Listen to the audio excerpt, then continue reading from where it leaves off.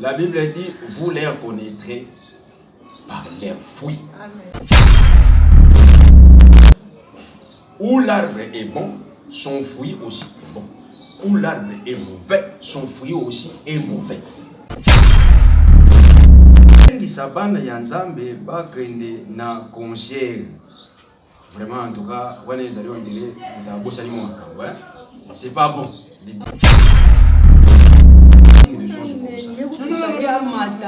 Le début, alors le au matin, au yemba, à péter, à péter, à péter, ça le vit tant de péter, tu vas qu'il soit allé. Donc, non, péter, na souvent on va qu'il zambazali. Nous sommes tous au péter, zambazali. Bon, son mouton, péter, c'est un dysfonctionnement. Donc, quand quelqu'un, oui, dysfonctionnement, donc mouton est ça, donc son mouton est ça, maintenant, mouton, il y a pas un autre tout est délit. Pour cerveau zakara sera bougé. N'a pas un exemple mutaliboma pourquoi mutu meliboma donc comment ni adjectif lingala mutu ya liboma donc on les qualifie directement pour cerveau ezaya obema baliaka na sani ya zulia na full dysfonctionnement bamela mai na kopo ya propre otoki na pompe ye aromela mai ya caniveau dysfonctionnement. Bonjour, bienvenue sur notre chaîne. Je suis à la télévision, je suis un journaliste. Je suis toujours actualité, je suis musicale. Kenda kiboyi zonga kiboyi sala kiboyi tokosuka kwa tokolobela lisusu na wango etanza sala nzambe mingi mingi pasteur biso comportement na bango etamboli na bango na yango na mokwalelo na zanga mote na plateau na ngana zana évangéliste Guy na ye tozo mo tant que décortiquer vie makambu nyonso to eleka na mboka na biso na yambie mokwalelo cameraman na ngafungola bibi. Bonjour papa Guy. Bonjour maman. C'est vrai que maman quoi la vidéo là sur sa télévision c'est sur plusieurs makasi tout à l'heure tout à début ya chaîne YouTube bandana yo pambola rabiso le que tout le monde dit comme si tout le monde pensa bazo ça la grâce évolution ya chaîne les autres qui les mata nzambazo sunga à travers ma prière na yo za parmi bato sunga rabiso la vie professionnelle to zan sa retara komba nzambité olande la rabiso pe na ba sambo ya nzambazo ça c'est spécifique plaisir makasi kokuta na mo. Merci beaucoup. Merci. Maintenant, nous allons permettre que tout le monde tous les cas partager mon qui nous allons vraiment en tout cas nous ok, merci beaucoup. Seigneur, te pèse merci pour notre salutation. Tu as la compagnie de sources pour être Père éternel, mon Dieu. Tous les cas, nous avons nous avons Toya a été Père éternel, mon Dieu, pour nous ça la papa makamwe comme na ndenga mabete mais à orienter ba tuna ndenge wo esengeli. Père merci, tozon sitango na maboko na yo. Tika ete moli mon sang trois atango nyonso na biso akamba biso ndenge biso na ba question na ba réponse oye ko betsa ba kuma ba côté oye ko za malamu pona batu na kombo na Yesu to sengete mission oyo songo elandama pour ete batu bazala édifié au nom de Jésus-Christ. Amen. Amen. Prophète, le pasteur Guy, nous avons pour annoncer la début annonce la biso peut être ballon politique surtout mais na mboka na biso qui miezate mabobele beleze singa ebunga malgré que tout ça na distraction mingi na buzoba mingi mais to ballon na politique papa Guy na ngambo ya uchuri to moni rebelle ici bon kokota qui miezate bazo kusana déjà to kusana na ngoma. Parlons pour vous. Bon, dire que tout ça dans la distraction, vraiment, en tout cas, dans la tête de l'objet, tout ça dans la distraction. Et par rapport à la diaspora, par exemple, qui nous a été dans le monde canadiso, c'est nos alités, maquillés autant par-ci par-là, au besoin de vendre beaucoup plus de distraction, au lieu à côté les mains, comme on a pour l'école. Oui, l'école. Tout ça na faire des azali tout ça na ba konzi bazali tout ça na peuple bazali mutu na mutu azo jouer rôle na ye par rapport à la responsabilité ou à quoi cause population et quoi que nous pouvons tomber mais population qui peut se mobiliser dans des population qui peut se mobiliser na ko koma ba message na ko sala peut-être ba marche ndenge tozomona ba ndeko na goma bazo sala peut-être na Kinshasa pe soki tozana ba initiative pour ba koluka kosala makambo ndenge wana c'est aussi possible ils peuvent le faire pour nous soutenir mboka na eteni oyo bitumbesali on a responsabilité que kozana na niveau ya peuple responsabilité à la société civile les alliés pour la société civile les alliés bateau baza bateau ya politique était bazali bateau yo bazali civil bazali population oyo bazali pour s'intéresser na makambo bazali ko leka na mboka soki ba initiative ko yiko wute pa ina bango na banza ete bateau baza na bandako ba ko amboiter les pas po moto aza na kata ndako awi ko bimate asala marche soki ezali na bateau ba ko guider ete na bateau ba ko canaliser ete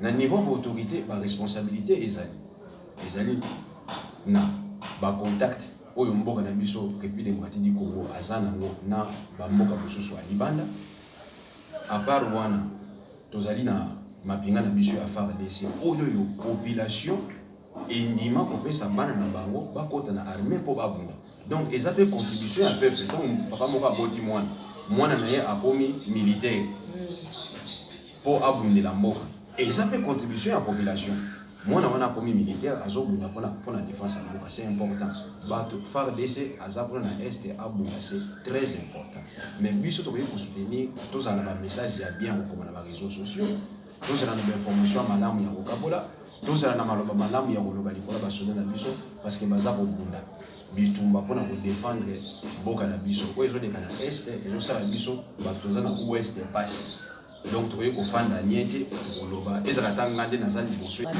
tozora pe tanko yo kabino mingi misusu balobaki non fallait pour pas prévenir ou vous allez interpeller na l'état ba misusu balobi no makile kotanga misusu balobi bato bakokufa ebele bikamu se kozele ebele et puis balobaki likambu na mbula tellement que basala nzambe babetaki sete mingi moi nungu selon ma rumeur otokaki et pas batou na ebité so eza vraie information te ba imboka balekaki babi non tomoni banganga kisi baye ba indo baye ba kolo kishasa ba umbu baye ni mapona kokanga mbula ya le 29 ebeta le 30 tout le monde qui peut arc-en-ciel et bimi mamboleka qui est belé après événement wana to ko mona maloba sali ya nzambe baloba kaka munoko ya mukolo lumbaka solo futu za kana ba limite mambolele ba ko les ans kwa bino asala nzambe asala bino grâce ko mona misu mine o biso to za na chance wana ya ko mona yote après événement to contredire bino te na maloba na bino vi balangage nyoso to lekaki ba benga ngoni masakolo ebimaki to ko mona après le 29 batu bakufi batu bazoki makila etangi insécurité zaki na conscient po basa nzambe mingi mpe bolekaki bolaki kama insécurité to moni pe l'état interpellé artiste na biso ya munene ya mboka na kombo ya Falipu parlo ko lobani la pression d'abord merci pour la relation nzambe basala na miso mingi na sepele mingi po mingi mboka na biso toka isa miso mingi za kota ba ndoki donc to prendre na sepele malaso il faut tout changer le ya basena nzambe basala na miso mingi za kota ba ndoki za kota basena nzambe parce que les serviteurs de Dieu peuvent voir les choses de loin oui il y a makambo ya komona ko sakola bien ça c'est vrai par rapport à ce qui s'est passé je pense que la responsabilité n'a qu'à Makambo est partagée. D'une part, l'État, d'autre part, le gestionnaire et stade de l'art. Parce que les amis des événements, concert, tout le monde peut concert à l'Union et bêtement dans le stade de l'art. Récemment, il y a bêtement sous-soir, il y a bêtement à la militaire. Voilà. Il y a bêtement à la l'organisation, la sécurité, vous allez dire très bien. Il y a un salaire que je dirais peut-être oui. Papa, il par contre, tu as soulevé on a tout compte dans le Muzindo Moukié. Événement dans le stade des martyrs il occupe quand même 80 000 places. Maintenant, comme on a débordé plus de 135 000 places. Places plutôt. Artiste à ça qui est fort, il faut convaincre. Il y a quand même espace où ils ont un stade, donc déborder mes salama, n'y a pas déborder au stade, n'y balouki. Par rapport à la sécurité, population azolanda biso pour le moment bato balelaki mingi voire même bapolisier bakomi kokola koluna omo bakomaki kobenda bato basak kobotola bato basak nga nazalaki wana sur place bazomela diamba bazobotola basak j'ai été aussi menacé par bapolisier bamenansaki biso bapolisier biso azalaki regarde biso mais tozalaki menacé par rapport à l'espace ya stade de martyr na ngambu na entrée ya stade bapolisier baboyaki mai ekolo. Tandis que les gens la population comme ça avec 7 heures, comme ça va là comme ça avec 8 heures, comme ça avec 10 heures.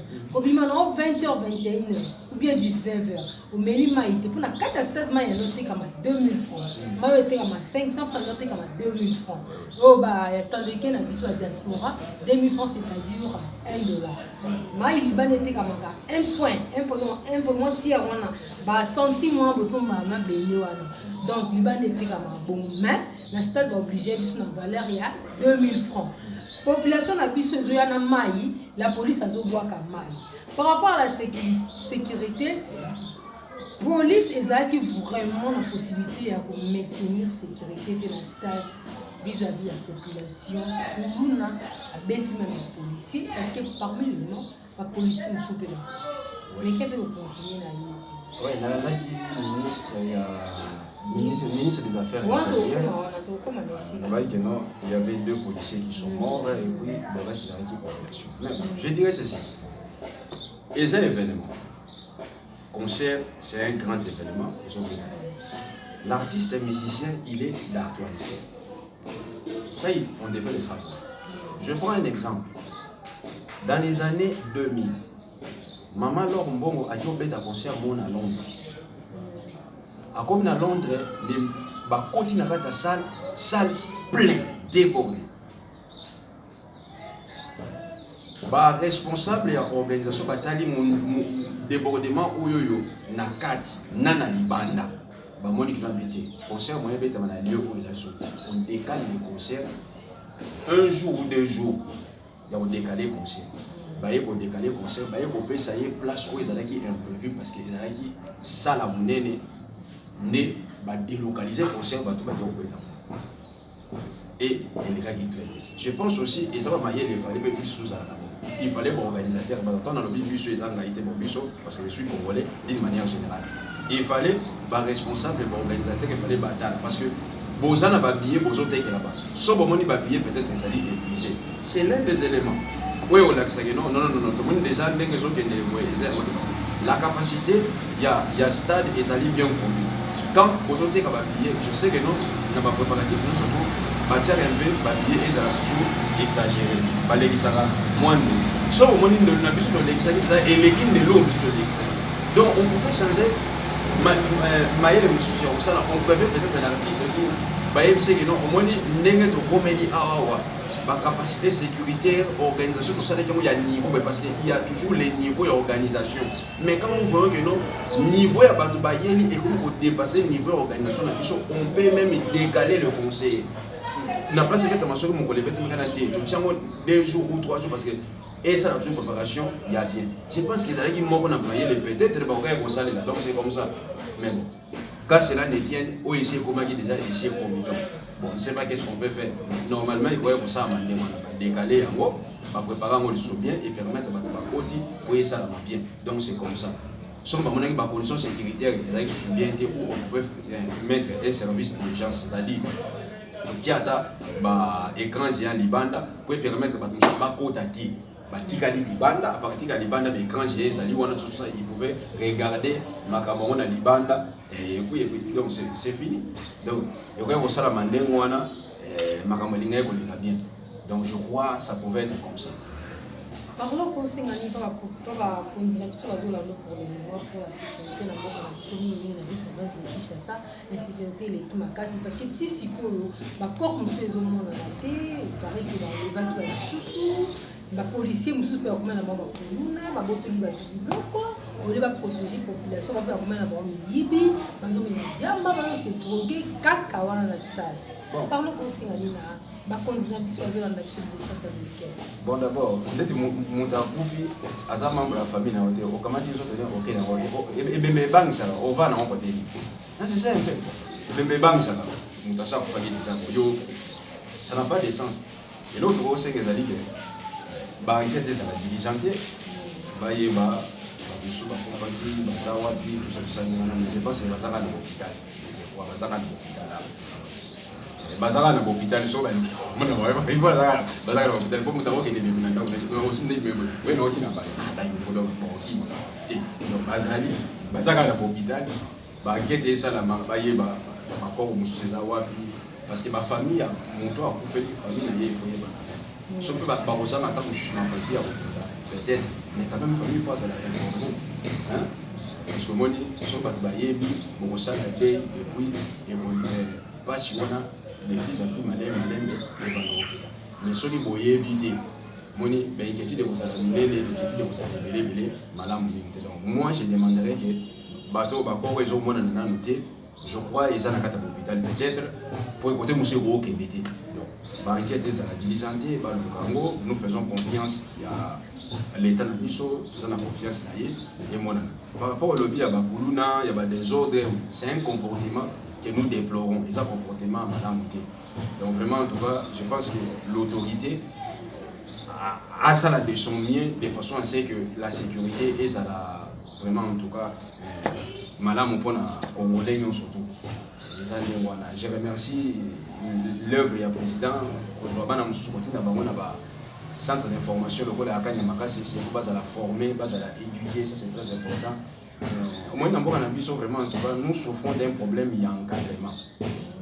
Nous souffrons d'un problème, il y a encadrement sur peut-être dans l'institution, même au niveau de l'église, vraiment en tout cas, encadrement il faut ça là. Encadrement il faut ça là parce que mon toit azali bien encadré, azali bien formé. À autant la peine en dingue mon mais si on encadré, azali formé, autant la nez côté matin. Zomon, muta kwenye kozana na limite ndenge yo zala koza boiler mo pe au kuta na ba difficulté. Mais pourquoi ba difficulté na yo etinda ka yo te okanga motokati? Je comprends. Parce que vous êtes bien formé, vous êtes bien encadré. Donc, vous savez que non, attends, la difficulté, na yebi ke na ko senga, sopi na ba pesité, bon, na yebi ke nzamba ko sunga, omoni. Donc ça fait du bien. Même na côté mental, na côté raisonnement, ça va bien. Mais bateau monto yo azali aza encadré, azali préparé, azali formé. Donc étant boli na yé et vous avez des ordres de makasi. Je prends l'exemple. Bateau ba yé conseil, oye conseil. Bon, net na conseil. Conseil les a payé mon soutien. Conseil les a dit dans le prix de Mbati, au Teki Maïna 2000 francs. Au Teki Maïna, conseil qui n'a 2000 francs. L'Ikanisini est en place là. Pour les alliés, conseil, il faut pas se manger.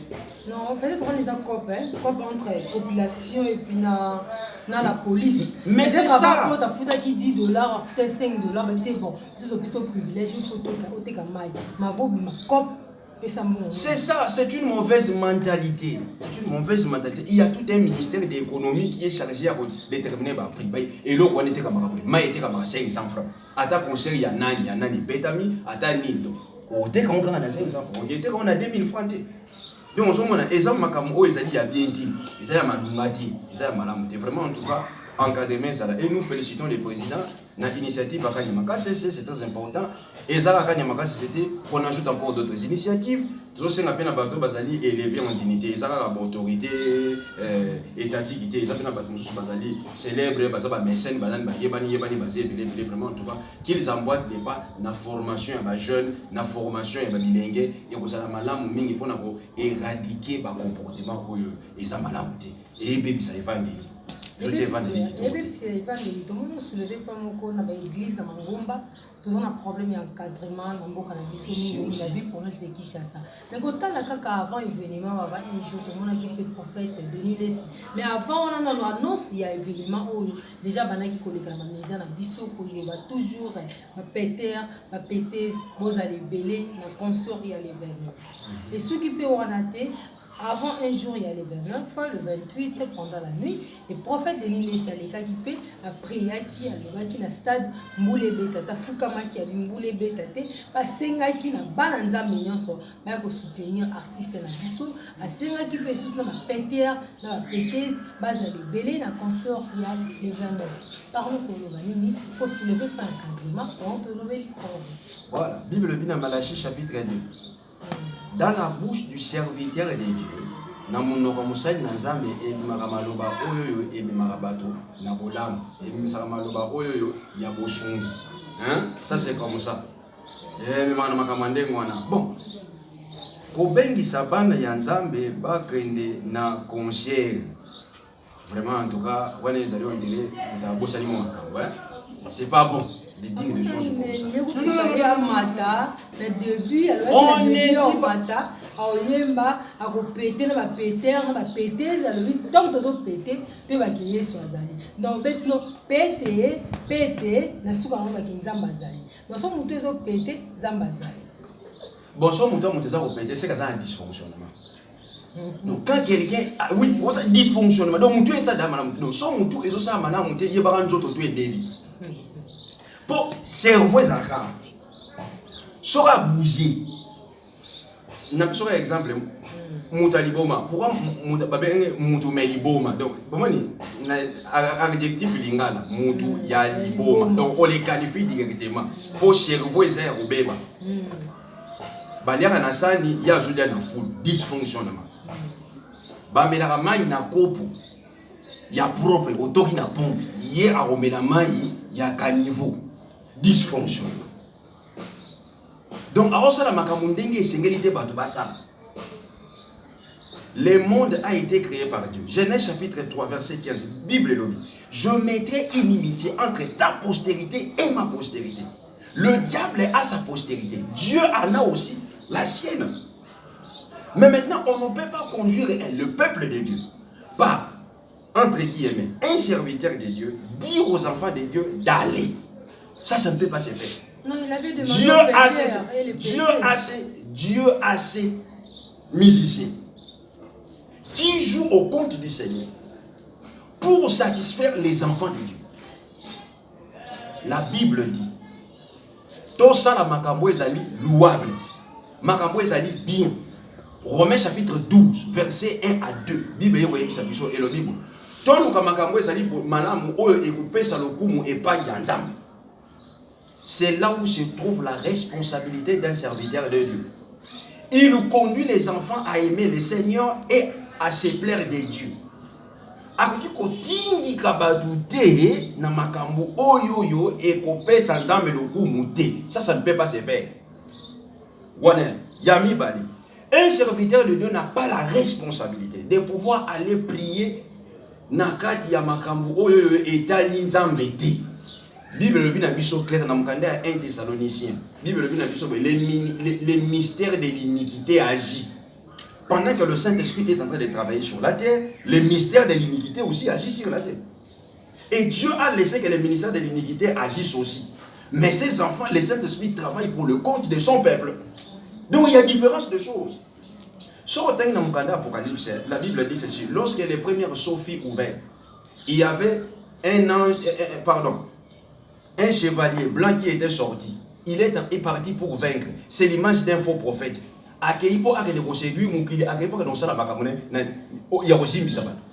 Deuxième saut ouvert, il tenait la balance entre ses mains. Économie, équilibre, et si même troisième saut ezali ouvert. Troisième saut ezali ouvert.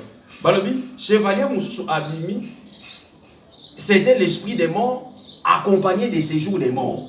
Il n'est pas accueilli pour vaincre. Mais quand le septième saut fut ouvert, Jésus-Christ est sorti pour chercher les âmes, pour sauver les âmes. Donc il y a un travail, il y a ministère de l'iniquité qui travaille dans le monde, et il y a aussi le travail du Saint-Esprit qui agissent dans le monde. Les deux esprits sont dans le monde.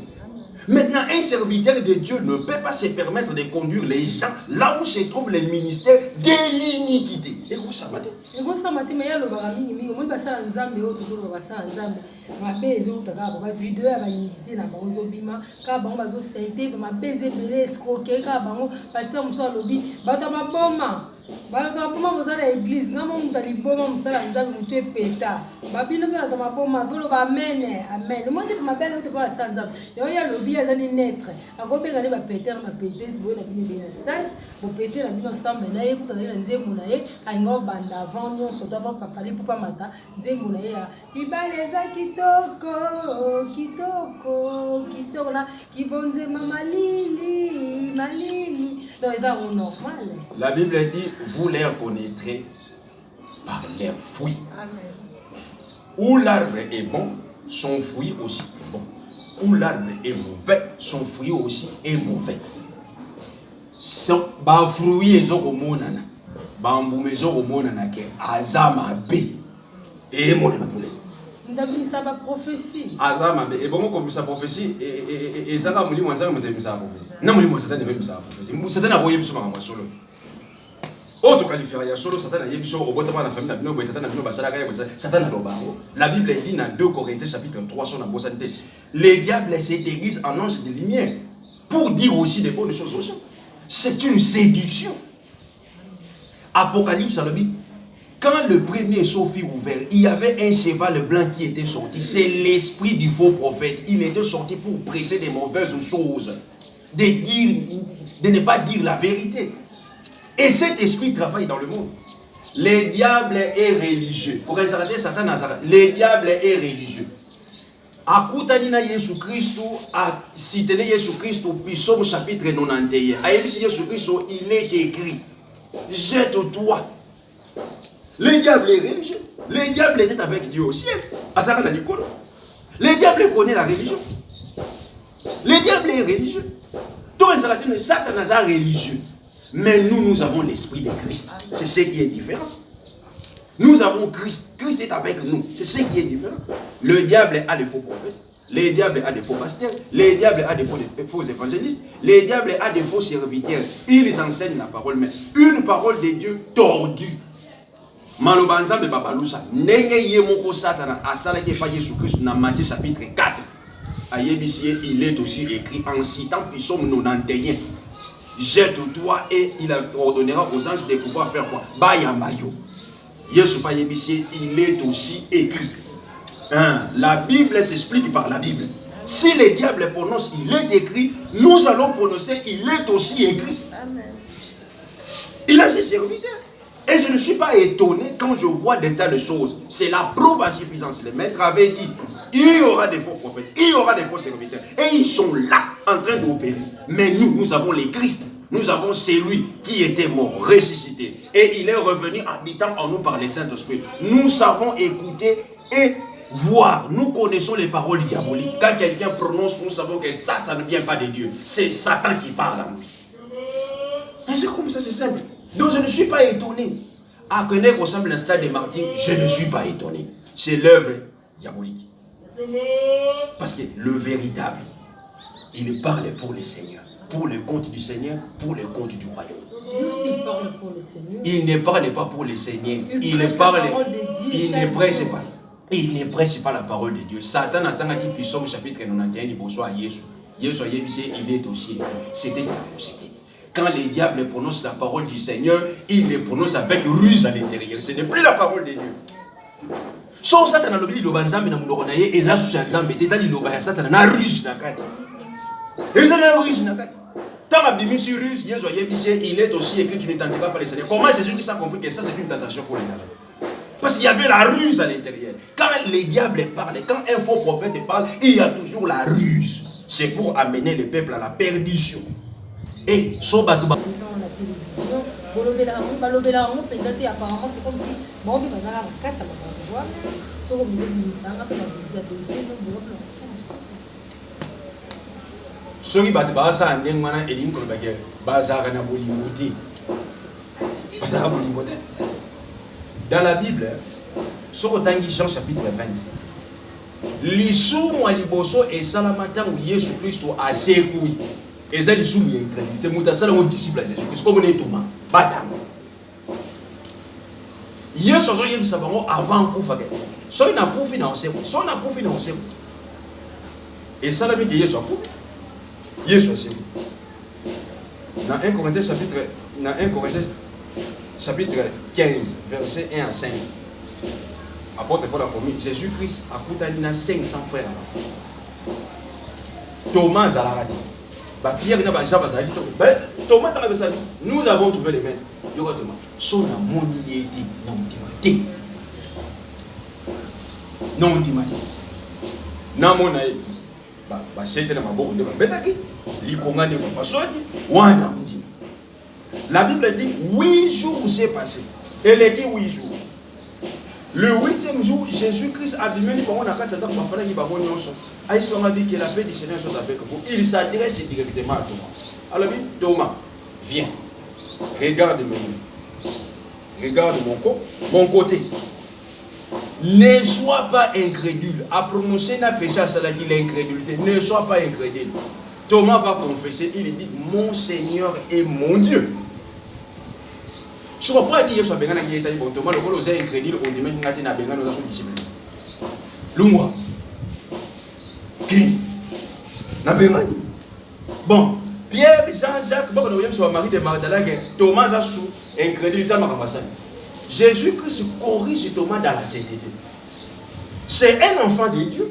Il a commis un péché qui est l'incrédulité. Jésus le corrige. La Bible est dit. 2 Timothée chapitre 3 verset 14. Toute écriture a été inspirée de Dieu. L'écriture est pour convaincre. L'écriture est pour corriger. La parole nous corrige. Jésus-Christ les corrige. Mais il les garde comme disciples. C'est ça l'humilité. Dieu nous parle de choses. Dieu nous dit de choses. Et puis son zamba yebiso a reproché à l'obino makamu et que oyoki, il te gagne, c'est fini. Mais son yoka peut-être c'est là où Dieu expose aussi. Hébreux chapitre 12, la Bible dit Dieu châtie ceux qu'il aime pour l'amener à la sainteté. C'est comme ça que Dieu expose certains. Pour yoka, vous allez exposer. Mais son yoka corrigible. Oh non, tu es un bon enfant de Dieu. C'est comme ça. Tout comme que je qui est papa la puissance évangéliste lui, l'engagement il y a ça dans un principe de prophétie qui dit, mais qui est d'ali, mais soit on a sacrifice. L'événement on est qui fallait pas selon le on a un sacrifice que ça là les gars erreur c'est que tout bien étouffement comme des ça que ah bon ngai pour ça là nzambe les gars qui soit là pas sacrifice les là so ba ko kufa musu pas les cas qui le prophète Enoch alobaki yazomona après événement d'interpeller fallait pas parler tato monipe ministre intérieur de l'olobi à Tonga lobi l'organisateur a déplacé la montée à Tikana parce que l'organisateur c'est fallait pas et les groupes FPT bon on a trouvé le bon que si ma condoléance plus particulièrement, je connais un petit Enoch Mabele, on va dans les côtés mon corps, un camarade, il y a un petit frère Nanga, Jonathan Amerdi, il est fait un concert, je vais passer les passements, je vais prendre ma connaissance, la famille, le bâtiment surtout pour la police, l'événement au ventre, toujours pour mais je ne pense pas qu'il fallait pour partir qu'il y ait un ligne pour la moto. Chaque concert, on a pour Abomaba.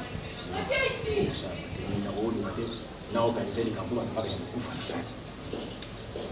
Tout ça, ma caméra sur ça, elle a parfait. Tout ça, ma caméra, il y a toujours des erreurs. Sur ma coufi, je pense qu'il y a eu des erreurs peut-être dans l'organisation, il y a eu des erreurs dans la sécurité, il y a eu des erreurs dégueu et permettre ma caméra et pour ma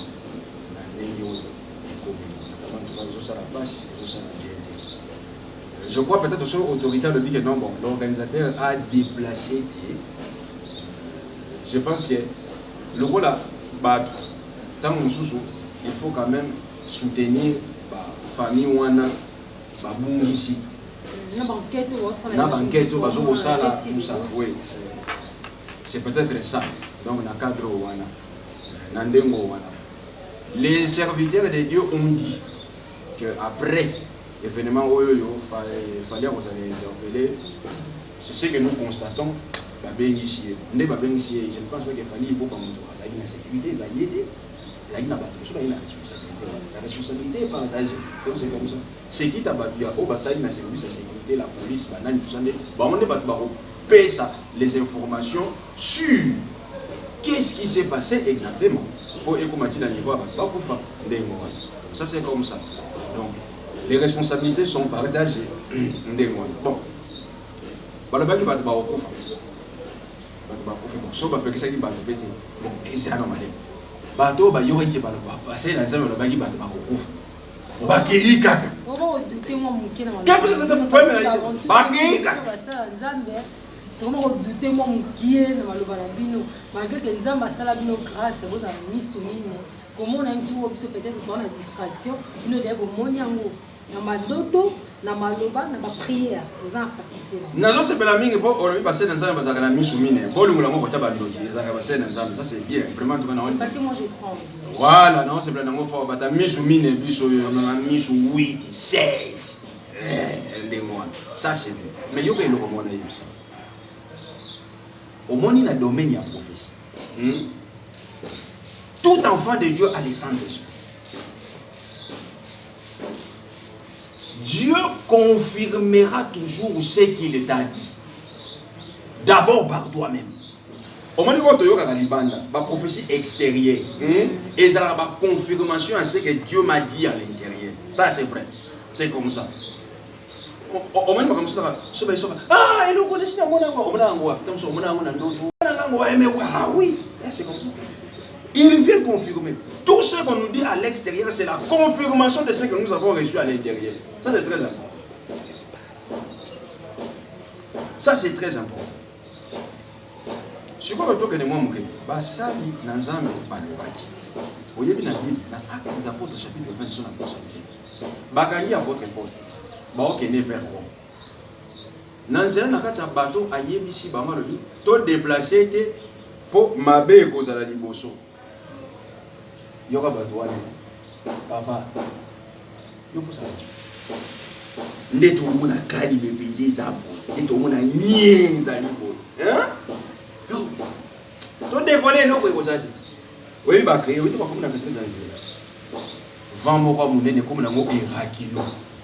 Banza bato pour amener les à la perfection et à l'unité de foi. C'est ça, il faut regarder les serviteurs de Dieu. On ne regarde pas les serviteurs de Dieu. Ils prêchent quoi? Ils prêchent quoi? Quel est son message? Ils prêchent quoi? Ils sont quoi?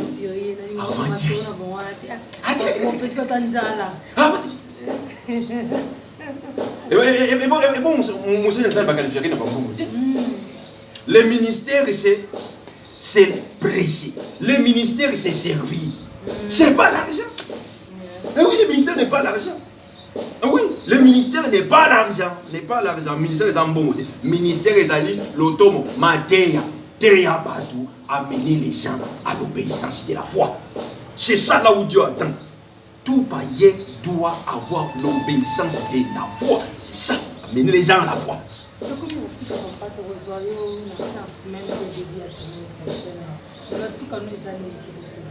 Bon, on dit que le souka nanga ezali nzamba apambola Congo, nzamba apambola ba dignitaire nyonso ya Congo, nzamba apambola ba nyonso bazali élevé en dignité na Congo, nzamba apambola la République démocratique du Congo, que l'évangile de Dieu est à la prêcher pour le salut des âmes, parce que Jésus-Christ revient et il viendra prendre son église. Alors maintenant que tous bandiment le Seigneur Jésus-Christ comme leur Seigneur et leur Sauveur pour avoir les pardons définitifs de leurs péchés et recevoir la vie éternelle. C'est ce que je te dis. Pourquoi le numéro de téléphone, s'il vous plaît? Numéro de téléphone en Résalie 089 82 60 121. D'accord. 089 plus 243 89 82 60 121. Merci beaucoup, Papa Dieu. Merci, Maman Gloria. Nzambe Amen. Merci à Vandia sur la clip au Satan, qui est la journaliste Maman Glo. Gloria Kenge, Nayambela Kimi, évangéliste Guy, Nayeto Jumata, la actualité sur le monde politique, Suka Pikiwa, la musique, l'actualité, nous sommes les Canadiens Canabiso. Le Roson et la Binoye, la France, nous venons de dire la semaine prochaine, pour ce qu'on a entendu, pour s'abonner à la chaîne Biso, pour le limiter, le bas le battre, pour le tester, pour s'abonner à un bien, pour le dans la passe à la télévision. On va pas clôturer la prière après. Seigneur, Pambola, président de la République, Pambola, autorité, Nyonso, Pambola, Batouba Zali, élevé en dignité, Pambola, chaîne Oyo, Pambola, Mama Gloria, Pambola, caméraman, Pambola, Bana Nyonso, la République démocratique du Congo, que l'évangile est à annoncé pour les saluts des âmes, que la parole de Dieu est pénétrée, mettez mon Congolais, et Tambola, Namboka Congo, et Batouba Zala convaincu au Seigneur Jésus-Christ parce que tu reviens bientôt prendre ton église. Père, Péchio, merci, Nakomo na Yesu, Amen. Amen. Merci beaucoup, ma coiffeuse de luxe. Maria coiffeuse de Rofotel. Merci à Gloria Mangaï, Julie Kende. Merci à Libota Nana, sponsor Mangaï. Bye. Ah oui, c'est comme ça. Il vient confirmer. Tout ce qu'on nous dit à l'extérieur, c'est la confirmation de ce que nous avons reçu à l'intérieur. Ça, c'est très important. Ça, c'est très important. Ce qu'on retrouve que moi, Basali, Nanzame, Balobaki. Vous voyez bien dans Actes des Apôtres, chapitre 20, sur la possibilité. Bakani à votre époque. Baok est né vers Rome. Nanzane, n'a pas de bateau à Yébissi, Bamalodi. Tout déplacé pour Mabé Kozala Liboso. Yoga bateau, papa. Yoga ça. Ndé tout le monde a calibé, pesé, zabo. Ndé tout le monde a nié, zalibo. Hein? Tout décollé, non, vous avez dit. Oui, bah, créer, oui, tu vas comme la maîtrise dans les airs. Vent, moi, mon nez, comme la mot Irakino. Banza, bateau. Bah, ça dit, des semaines, bah, vous voyez, bah, mon bah, généré. Sans que ça va plus avoir mon ordre, hein? Voilà. Si vous n'avez pas la qui mon ami, mon son zamba le vili comme au beau. Mais si vous soyez vous n'avez pas tata, et quoi? Et quand vous gagnez. Oh tiens, merci. Donc, sur ma besoin au Salama, cela veut dire quoi? En République démocratique du Congo, il n'y a pas que des faux serviteurs de l'État. Ça aussi, des vrais. Ah, voilà. Et il y a qui l'ont fait comme. Que va ça, on l'a dit. Et il n'y a pas de. Merci beaucoup. Bon, du terrain, nous sommes. Hein? Papa, on m'a dit là, ça faut. Papa, on m'a dit où est ça faut. On m'a dit où est ça faut. On m'a dit où est ça faut. On m'a dit où est papa. Tout le monde est à la Libye, parce qu'on a la Libye, bli. Bon, qualification. Pas bien pour qualifier. Un serviteur de Dieu est qualifié par la parole. Un serviteur de Dieu est qualifié par le message qu'il apporte. La Bible dit cette bonne nouvelle du royaume sera prêchée dans toutes les nations pour servir des témoignages. Après quoi viendra la fin? C'est la parole. Nous sommes les ministres de la parole. Éphésiens chapitre 4. Nous sommes les ministres de la parole pour amener les âmes à la perfection et à l'unité de foi. C'est ça, il faut regarder les serviteurs de Dieu. On ne regarde pas les serviteurs de Dieu. Ils prêchent quoi? Ils prêchent quoi? Quel est son message? Ils prêchent quoi? Ils sont quoi?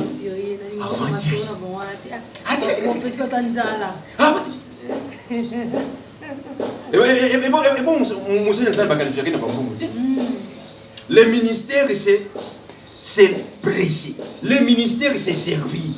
C'est pas l'argent. Oui, le ministère n'est pas l'argent. Oui, le ministère n'est pas l'argent. N'est pas l'argent. Le ministère est en bon. Le ministère est allé l'automo. Matéa. Théa Badou. Amener les gens à l'obéissance de la foi. C'est ça là où Dieu attend. Tout païen doit avoir l'obéissance de la foi. C'est ça. Amener les gens à la foi.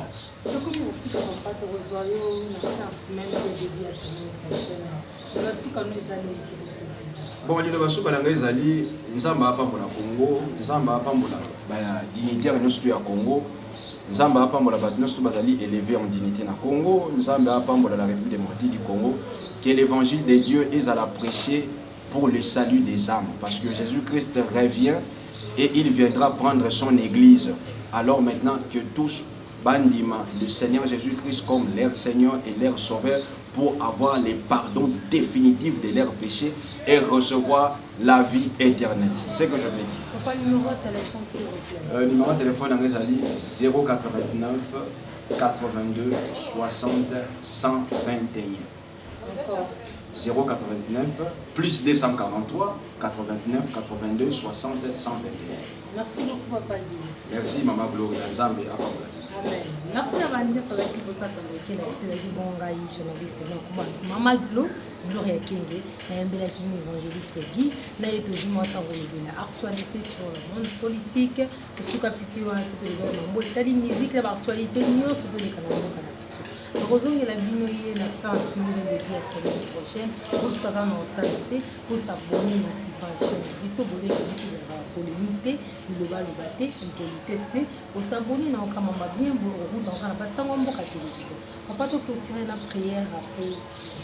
Seigneur, Pambola, président de la République, Pambola, autorité, Nyonso, Pambola, Batouba Zali élevé en dignité, Pambola, chaîne Oyo, Pambola, Mama Gloria, Pambola, caméraman, Pambola, Bana Nyonso, la République démocratique du Congo, que l'évangile est annoncé pour le salut des âmes, que la parole de Dieu est pénétrée, mettez mon Congolais, et Tambola, Namboka Congo, et Batouba Zala convaincu au Seigneur Jésus-Christ parce que tu rêves bientôt prendre ton église. Père, péché, merci, Nakomo na Yesu, Amen. Amen. Merci beaucoup, ma coiffeuse de luxe. Maria Coiffeuse Rofotel. Merci à la prière Mangaï, Julie Kenge. Merci à l'Ibota, la sponsor Mangaï. Bye.